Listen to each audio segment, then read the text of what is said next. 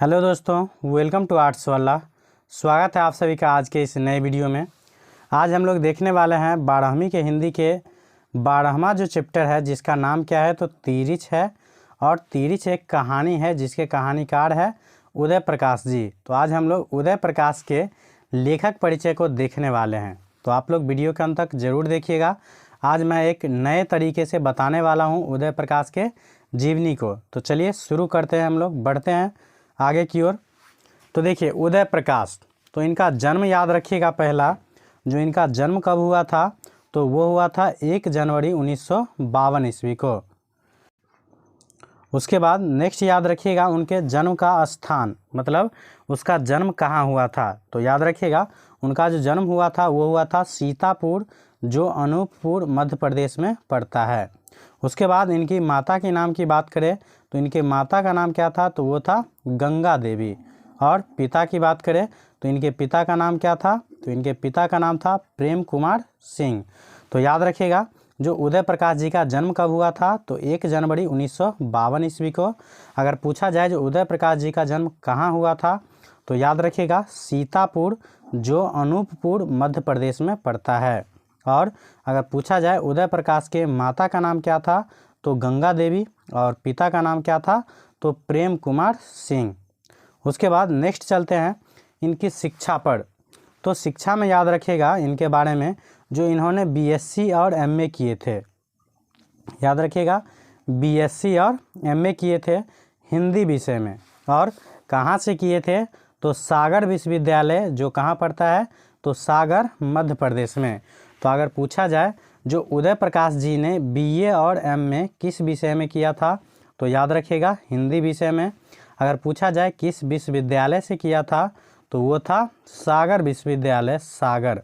और पूछेगा कहाँ से किया था तो मध्य प्रदेश से।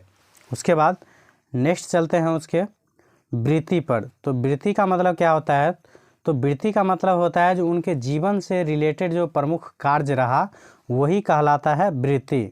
तो इनका वृत्ति के बारे में याद रखिएगा जो इन्होंने जवाहरलाल नेहरू विश्वविद्यालय जो था नई दिल्ली में, उसके भारतीय भाषा विभाग में कुछ समय तक क्या किए थे अध्यापन। तो अध्यापन का मतलब क्या होता है पढ़ाना। अध्यापन का मतलब क्या होता है पढ़ाना। एक होता है अध्ययन, बोलते हैं ना अध्ययन अध्यापन का काम। तो अध्ययन अध्यापन मतलब क्या हुआ, अध्ययन मतलब होता है पढ़ना और अध्यापन का मतलब क्या होता है पढ़ाना। तो याद रखिएगा जो उदय प्रकाश जी ने जवाहरलाल नेहरू विश्वविद्यालय जो है नई दिल्ली में, उसमें भारतीय भाषा विभाग में कुछ समय तक क्या किए थे अध्यापन किए थे, मतलब पढ़ाए थे। उसके बाद याद रखिएगा जो संस्कृति विभाग मध्य प्रदेश के सरकार में विशेष कर्तव्यस्थ अधिकारी रहे थे। तो अगर पूछा जाए जो उदय प्रकाश जी ने मध्य प्रदेश सरकार में विशेष कर्तव्यस्थ अधिकारी किस विभाग में रहे थे तो याद रखिएगा संस्कृति विभाग में। उसके बाद दीनमान के संपादन विभाग में कार्य किए। तो दीनमान एक पत्रिका था जिसके संपादन विभाग में कार्य किए थे। कौन किए थे तो उदय प्रकाश। याद रखिएगा अगर पूछा जाए उदय प्रकाश जी ने किस पत्रिका के संपादन विभाग में कार्य किए थे तो वो था दीनमान। उसके बाद नेक्स्ट इनकी वृत्ति की बात करें तो नेक्स्ट वृत्ति में याद रखिएगा जो इन्होंने संडे मेल जो नई दिल्ली में है उसके सहायक संपादक भी रह चुके थे। उसके बाद प्रेस ट्रस्ट ऑफ इंडिया के टेलीविज़न विभाग में क्या किए थे तो विचार और पटकथा के प्रमुख थे। तो याद रखिएगा जो प्रेस ट्रस्ट ऑफ इंडिया के टेलीविज़न विभाग में विचार और पटकथा के क्या थे प्रमुख थे, मतलब हेड थे। कौन थे तो उदय प्रकाश जी। उसके बाद टाइम्स रिसर्च फाउंडेशन में पत्रकारिता का अध्यापन किए थे। मतलब टाइम्स रिसर्च फाउंडेशन जो एक संस्था था उसमें इन्होंने पत्रकारिता का अध्यापन किए थे, मतलब पत्रकारिता के बारे में पढ़ाए थे। अध्यापन का मतलब क्या समझना है टीचिंग, मतलब जैसे मैं आप लोगों को अभी क्या करा रहा हूँ तो अध्यापन करवा रहा हूँ, उसी प्रकार से टाइम्स रिसर्च फाउंडेशन में इन्होंने पत्रकारिता का क्या किए थे अध्यापन किए थे। कौन किए थे तो उदय प्रकाश जी।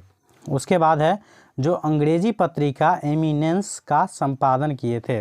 तो उदय प्रकाश जी ने जो अंग्रेजी पत्रिका एमिनेंस का संपादन आदि किए थे। तो अगर पूछा जाए कभी जो उदय प्रकाश जी ने किस अंग्रेजी पत्रिका का संपादन किए थे? तो याद रखिएगा एमिनेंस। अगर पूछ दिया जाए कभी एमिनेंस क्या है तो याद रखिएगा अंग्रेजी का एक पत्रिका था जिसका संपादन कौन किए थे? तो उदय प्रकाश जी। उसके बाद नेक्स्ट वृत्ति के बाद याद रखिएगा कृतियाँ। तो कृतियाँ इनका काफ़ी इम्पोर्टेंट है, तो इन कृतियों में याद रखना है पहला आप लोगों को कहानी। तो चलते हैं इनकी प्रमुख कहानियों की ओर। तो इनका जो प्रमुख कहानी है वो याद रखिएगा इसका प्रमुख कहानी है जैसे पहला दरियाई घोड़ा। दरियाई घोड़ा के बाद है तीरिछ। तो यही तीरिछ है जिसके माध्यम से आप लोग अभी उदय प्रकाश जी के बारे में जान रहे हैं। तो याद रखिएगा दरियाई घोड़ा, उसके बाद है तीरिछ, उसके बाद है और अंत में प्रार्थना। तो ये भी क्या है इनकी प्रमुख कहानी है। उसके बाद है पॉल गोमड़ा का स्कूटर, ये भी क्या है कहानी है। उसके बाद है पीली छतरी वाली लड़की, तो ये क्या है कहानी है। तो ये पीली छतरी वाली लड़की काफ़ी इम्पोर्टेंट कहानी है उदय प्रकाश जी का, तो इसे ज़रूर याद रखिएगा। उसके बाद है दत्तात्रेय के दुख, तो ये भी क्या है इनकी कहानी है। उसके बाद है अरेबा पड़ेबा, तो ये भी है उदय प्रकाश जी के कहानी। उसके बाद नेक्स्ट है मोहनदास और लास्ट है मैंगोसील, तो ये मैंगोसील भी क्या है कहानी है। तो ये सब इनकी प्रमुख क्या है कहानियाँ हैं किनकी? तो उदय प्रकाश जी का। तो चलिए एक बार मैं फिर से रिपीट कर देता हूँ, ध्यान से आप लोग सुन लीजिएगा। जो उदय प्रकाश जी के कृतियों में प्रमुख कहानी कौन कौन सी थी? तो प्रमुख कहानियों में याद रखिएगा पहला था दरियाई घोड़ा, उसके बाद है तीरिछ, नेक्स्ट है और अंत में प्रार्थना, उसके बाद है पॉल गोमड़ा का स्कूटर, उसके बाद नेक्स्ट है पीली छतरी वाली लड़की, उसके बाद है दत्तात्रेय के दुख, और नेक्स्ट है अरेबा पड़ेबा, और नेक्स्ट है मोहनदास, और लास्ट है मैंगोसील। तो याद रखिएगा ये था इनकी प्रमुख कहानियाँ। और इसे याद रखने के लिए आप लोगों को सिंपल क्या करना है, अपने नोटबुक में इसे लिख लीजिएगा और वीडियो देखने के अलावा एक दो बार और कभी ना कभी रिपीट कर लीजिएगा, तो आप लोगों को निश्चित रूप से याद हो जाएगा और एक भी क्वेश्चन मिस नहीं होगा इसके जीवनी से रिलेटेड। उसके बाद नेक्स्ट चलते हैं, नेक्स्ट कृतियों की बात करें तो ये है कविता संग्रह। तो इनका जो प्रमुख कविता संग्रह था वो 3 था, तो इन तीनों का नाम याद रख लीजिएगा। जो उदय प्रकाश जी के 3 प्रमुख कविता संग्रह है और उसका नाम क्या है? तो पहला है सुनो कारीगर। तो सुनो कारीगर क्या था? तो कविता संग्रह है उदय प्रकाश जी का। उसके बाद है अबूतर कबूतर, तो ये भी क्या है इनका कविता संग्रह। और नेक्स्ट है रात में हारमोनियम, तो ये भी क्या है इनका कविता संग्रह। तो याद रखिएगा उदय प्रकाश जी के 3 प्रमुख कविता संग्रह हुए। जो पहला का नाम क्या है सुनो कारीगर, दूसरा का नाम है अबूतर कबूतर, और तीसरा का नाम है रात में हारमोनियम। तो इस प्रकार से याद रखिएगा इनके प्रमुख कविता संग्रह। कभी आपसे ये भी पूछ सकता है जो इनमें कौन सी कविता संग्रह उदय प्रकाश जी का नहीं है? तो नहीं है कि स्थिति में आप लोगों को यह तीनों याद रखना पड़ेगा। यह तीनों आप लोगों को अगर याद रह जाए तो आसानी से आप टिक कर सकते हैं जो कौन सा नहीं है, क्योंकि ये 3 दिया रहेगा ऑप्शन में और चौथा अलग रहेगा, तो आप लोग उसे आसानी से टिक कर सकते हैं। उसके बाद नेक्स्ट चलते हैं, इनकी कृतियों की बात करें तो नेक्स्ट कृतियों में याद रखिएगा अनुवाद। तो इन्होंने बहुत सारे पुस्तक का अनुवाद भी किए थे उदय प्रकाश जी, तो इनके अनुवाद वाले पुस्तक काफ़ी ज़्यादा है। तो चलिए देखते हैं उनको। तो अनुवाद में याद रखिएगा जो इनके प्रमुख अनुवाद वाला है वो है पहला ईश्वर की आँख। तो ईश्वर की आँख क्या है? तो निबंध आलोचना है। उसके बाद है कला अनुभव, नेक्स्ट। उसके बाद है इंदिरा गांधी की आखिरी लड़ाई। उसके बाद है लाल घास पर नीले घोड़े, ये सब क्या है? तो इनका अनुवाद है। उसके बाद है रोमिया रोला का भारत, तो ये भी क्या है? इनका अनुवाद है। तो याद रखिएगा उदय प्रकाश जी का प्रमुख अनुवाद वाला पुस्तक कौन कौन सी है? तो चलिए एक बार फिर से रिपीट कर देता हूँ।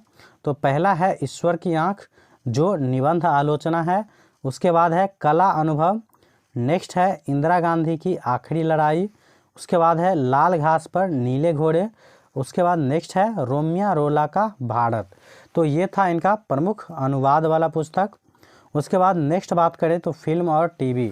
तो इन्होंने फिल्म और टीवी में भी मतलब काफ़ी ज़्यादा योगदान दिए हैं। तो देखिए इनका फिल्म और टीवी वाला लाइफ। तो देखिए उदय प्रकाश जी ने क्या किए थे, तो अनेक धारावाहियों और टीवी फिल्मों में क्या किए थे, तो स्क्रिप्ट लिखे थे।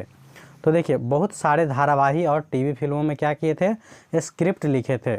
स्क्रिप्ट किसे कहते हैं, तो जैसे आप लोग कोई सिनेमा देखते हैं तो उस सिनेमा का आप लोग क्या देखते हैं, वीडियो देखते हैं, लेकिन वो जो वीडियो बना है उससे पहले क्या काम किया जाता है, तो उस कहानी के बारे में लिखा जाता है। जैसे वीडियो में हमको क्या दिखाना है, नहीं दिखाना है, कैसे शूट करना है, उस सभी को पहले क्या किया जाता है, तो एक डायरी पे लिखा जाता है। और लिखे हुए कहानी को ही हम लोग क्या करते हैं, उसको मतलब फिल्मकार जो होते हैं वो लिखा हुआ कहानी के अनुसार उसको शूट करता है और उसको आप लोगों को वीडियो के माध्यम से देखते हैं। तो वही जो वीडियो में आप लोग देखते हैं उसका जो लिखित रूप रहता है उसी को हम लोग बोलते हैं स्क्रिप्ट। तो उदय प्रकाश जी ने कई धारावाही और टीवी फिल्मों में क्या किए थे, स्क्रिप्ट लिखे थे और यह काम क्या था, उनका जारी था। तो ये था इनकी प्रमुख कृतियाँ। तो इस प्रकार से यह वीडियो कंप्लीट होता है। तो उम्मीद करता हूँ आप लोगों को इस वीडियो के माध्यम से उदय प्रकाश जी के लेखक परिचय के बारे में कंप्लीट जानकारी प्राप्त हो गया होगा। तो वीडियो को पूरा देखने के लिए आप लोगों को दिल से धन्यवाद। और आप लोग वीडियो को अगर देखते हैं तो एक लाइक ज़रूर कर दीजिएगा, क्योंकि काफ़ी ज़्यादा मेहनत लगता है हमको एक वीडियो बनाने में। तो वह लाइक हमको मोटिवेशन देता है जो इसी प्रकार के वीडियो बनाते रहें। और नेक्स्ट इसका पार्ट जो आएगा वो आएगा ऑब्जेक्टिव का। तो उसे देखने के लिए आप लोग चैनल को सब्सक्राइब कर लीजिए और अपने दोस्तों के साथ ज़रूर शेयर कीजिएगा, क्योंकि यह चैनल आपका परिवार है, इसे बढ़ाने की जिम्मेदारी आपकी भी है। तो चलिए, थैंक यू फॉर वॉचिंग।